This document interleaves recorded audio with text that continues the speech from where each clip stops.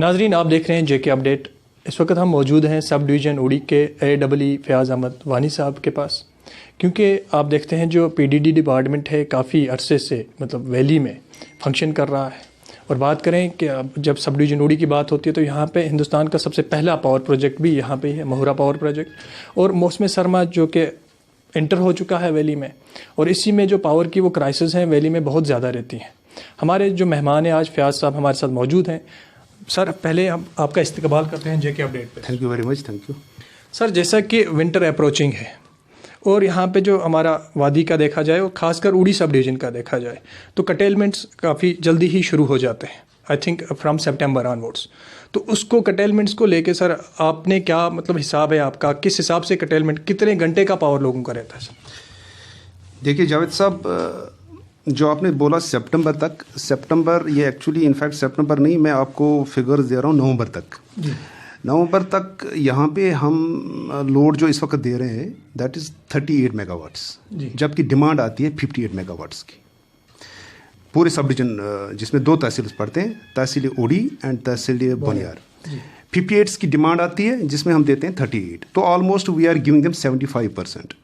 75% देते 25% कटलमेंट होती है। तो 25% का कटलमेंट ऑन एन एवरेज 6 घंटा बनती है आउट ऑफ 24 आवर्स। ये है एंडिंग नवंबर तक। नवंबर के बाद अब वो परसों रिवाइज भी होगी है जो ऑन एन एवरेज 12 से 14 घंटे चलेगा और बाकी जो है कटलमेंट्स पड़ेंगे। तो आपने इसका रीज़न जो पूछा है, रीज़न के लिए मैं आपको ये बताऊंगा। हमारे पास जो सब डिवीजन मोहरा के पास 16,000 कंज्यूमर्स है और इन 16,000 कंज्यूमर्स में हमारे पास जो एग्रीमेंटेड है जी, बिकॉज ये बात आप थोड़ा सा मैं नाज़रीन तक पहुंचाना चाहता हूं। हमारे पास 13 मेगावाट का ये है एग्रीमेंट लोड, 13 मेगावाट जी। हमारे पावर डेवलपमेंट डिपार्टमेंट ने ऑलरेडी जो हमारे यहाँ पे रिसीविंग स्टेशन रखे उनकी कैपेसिटी है 58 मेगावाट्स। ठीक। तो 16 मेगावाट हमारे पास एग्रीमेंट है, 16 के अगेंस्ट हमने अवेलेबिलिटी रखी है 58 मेगावाट्स की। लेकिन बदकिस्मती से क्या होता है कि जो ही विंटर आना शुरू हो जाता है, जो जिसका एग्रीमेंट हमारे साथ आधा किलोवाट है, तो उनका जो हीटिंग गैजेट्स वगैरह शुरू हो जाता है, वो कम से कम ऑन एन एवरेज हर एक घर 4 किलोवाट से 5 किलोवाट इन यूज़ आ जाता है। So the load in use gets increase by 8 times. जो ही सर्दियाँ शुरू हो जाती है 8 टाइम्स इट गेट्स इंक्रीज।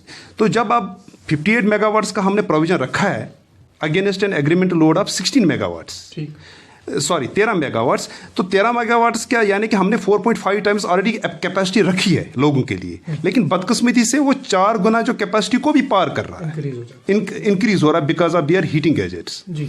तो उस वजह से हमारा फिर कटलमेंट के अलावा कोई चारा नहीं बनता। फिर सब देखा गया है कि मतलब जो समर विंटर्स हैं, खासकर जेके बोस की बात करें, विंटर में ही कश्मीर यूनिवर्सिटी या जेके बोस से एग्ज़ाम्स होते हैं। तो बहुत सारे बच्चों के हमें कॉल्स भी आए कि ड्यूरिंग नाइट आवर्स जब उन्हें पढ़ने का टाइम होता है, पीक आवर होता है ये, तो उस वक्त ही पावर जो है वो चला जाता है। तो इन बच्चों के लिए कुछ अगर आप इसमें ऑनरेबल गवर्नर ऑनरेबल LG साहब का भी हमारे पास यही इंस्ट्रक्शंस है, हमारे HODs के भी यही इंस्ट्रक्शन है। जो भी कटलमेंट प्रोग्राम बनेगा, अभी जो 2-3 दिन पहले 30 नवंबर को जो लोड कटलमेंट प्रोग्राम बना, जो शायद मुश्तरी भी हो गया है, क्लियर इंस्ट्रक्शन है जो भी कटलमेंट प्रोग्राम है उसी हिसाब से ही लोगों को पावर देना है। चाहे उसमें 14 घंटे हमें पावर देना, 24 घंटे में, किसी जगह 13 घंटे देना, वो बराबर वही होगा और उसको स्ट्रिक्टली फॉलो किया जा रहा है। तो उस हिसाब से तालिब इल्म जो है वो अपना प्लान उसी हिसाब से अरेंज कर सकते हैं। हाँ, इसमें सबसे बड़ी बात थी कि अगर हमें पब्लिक कोऑपरेट करता, पब्लिक जो जैसा मैंने अभी अर्ज़ किया कि जो लोड इन यूज़ होता है वो हो जाता है तकरीबन 5 गुना से ज़्यादा। जो ही वो हो जाता है, अगर उसमें लोग हमें ताउन करें कि पर्टिकुलरली पीक आवर्स हम बोलते हैं सुबह 6 से 8 और शाम के 6 से 10, उसमें अगर लोग हमें कोऑपरेट करें, वो एग्रीमेंट के हिसाब से ही लोड यूज़ करें, तो उससे क्या होगा कि जो ये कटलमेंट्स या अनशेड्यूल्ड कट्स, वैसे इंशाल्लाह अब अनशेड्यूल्ड कट्स नहीं होंगे, लेकिन अगर कभी कभार सिस्टम कंस्टेंट ऐसा आ जाता है कि जहाँ पे सिस्टम फेलियर हो जाता है, ट्रिप कर जाता है, तो वो नहीं हो जाती, तो लोगों को पर्टिकुलरली तालिब इल्मों को इनकन्वीनियंस नहीं हो जाता। जी। फ़याज़ साहब, देखा गया है कि हमारा जो PDD डिपार्टमेंट है सबसे ज़्यादा रेवेन्यू यही जनरेट करता है। तो हाल ही में ये चीज़ भी सामने आई है कि बहुत सारे कस्टमर ऐसे हैं जिनकी तरफ बहुत सारा जो पैसा है बाकी है डिपार्टमेंट का। इस चीज़ को लेकर क्या स्टेप्स उठाएं? जावेद साहब, आपने अच्छा क्वेश्चन पूछा मुझसे कि इसका क्या है। ये सिंपल सी एक बात है, ये ट्रेडिंग है। हमारा कॉरपोरेशन इस वक्त है, हमारा काम होता है पावर देना और रेवेन्यू लाना। जिस हिसाब से आप पावर दोगे उस हिसाब से आप रेवेन्यू ले आओ। जब तक एक दुकान को इनपुट एंड आउटपुट में, इनपुट जो वो देगा और आउटपुट में, जब तक वो गेन वाला मोड में नहीं चला जाएगा तब तक उसकी डेवलपमेंट पॉसिबल नहीं होती है। इसी तरह हमारे कॉरपोरेशन का भी यही एक सबसे डेफिसिट, सबसे बदकिस्मती आप मान सकते हैं कि पब्लिक की तरफ से हमें कॉरपोरेशन इसमें नहीं मिल रही है। मैं अपने सब डिवीजन मोरा की बात करूंगा। एज ऑन डेट मेरे पास जो लोगों के पास पैसा फंसा हुआ है पुराने एरियर्स, वो 5.5 करोड़ से ऊपर है। सब डिवीजन मोरा 2 तहसीलों में 5.5 करोड़, ये एक सब डिवीजन है। इस तरह से आप अंदाज़ा लगा सकते हो कश्मीर प्रोविंस में या जम्मू प्रोविंस, पूरे यूटी का क्या हाल हुआ होगा। तो उस वजह से क्या होता है कि जब ये पैसा हमारा लोगों का ये एरियर्स शक्ल में फंस जाता है तो डेवलपमेंट करना ओबियसली एक बड़ा हर्डल बन जाता है। मेरी मोदबाना अपील यही होगी लोगों से कि गवर्नमेंट ने फ्रॉम टाइम टू टाइम आपको इनसे ये एमनेस्टी स्कीम भी लॉन्च की थी यहाँ पे, जिसमें गवर्नमेंट ने आपको ये एक मौका दिया था कि आपका जो सूद है, सरचार्ज जो उस पर होते हैं, वो गवर्नमेंट ने उसमें कहा था कि वो माफ़ किया जाएगा। तो बट उसमें अच्छा खासा रिस्पॉन्स हमें मिलने को नहीं आया। हाँ, from time to time we appeal to the general public कि जो भी आपके पास है, ठीक है, उनको हम इंस्टॉलमेंट भरें। ठीक है, हमारा ये कोविड हुआ है, 2 साल कोविड हुआ है, इकोनॉमिकल कंडीशन पूरे कंट्री का, पूरे वर्ल्ड का जो है थोड़ा सा ये डाउन है। उस हिसाब से डिपार्टमेंट भी लीनियंट व्यू लेता है इसमें। तो एक काम करें कि जिसके पास भी, अगर किसी के पास 20,000 फंसा हुआ है, वो इंस्टॉलमेंट भरे एज पर हिज जो इकोनॉमिकल कंडीशन उसकी है, 2,000 या 4,000 या 5,000, जो भी उसके हिसाब से। लेकिन लेट देम कम फॉरवर्ड।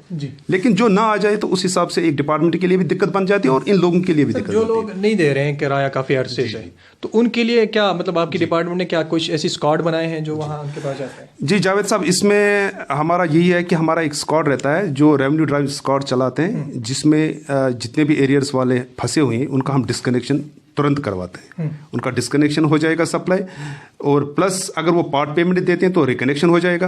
अगर पार्ट पेमेंट्स नहीं देते हैं तो उनका डिस्कनेक्शन हो जाएगा। और प्लस आगे अगर वो आगे भी ना बढ़ें तो ऑब्वियसली जो कानूनी कार्रवाई होगी तो वो उन पे कानूनी कार्रवाई भी होगी। और एक चीज़ है कि बहुत सारे लोग ऐसे भी हैं, ऐसे दूर दराज गाँव में, क्योंकि हिली एरिया है, तो काफ़ी जो है वो इलीगल कनेक्शंस भी यूज़ कर रहे हैं। तो इस बारे में भी क्या मतलब आप कुछ स्टेप उठाते हैं या उठाए हैं या उठाओगे? जी बिल्कुल, आपने वजह फरमाया। उसमें भी इंस्पेक्शन स्क्वाड जो हमारा है वो सिर्फ इतना ही नहीं देखते हैं रेवेन्यू, वो इसमें देखते हैं कि इलीगल्स भी कहीं अगर यूज़ में आ रहा हो तो उसमें ऑब्वियसली उनका फाइन भी हो जाता है, प्लस रेगुलाइज भी करते हैं हम।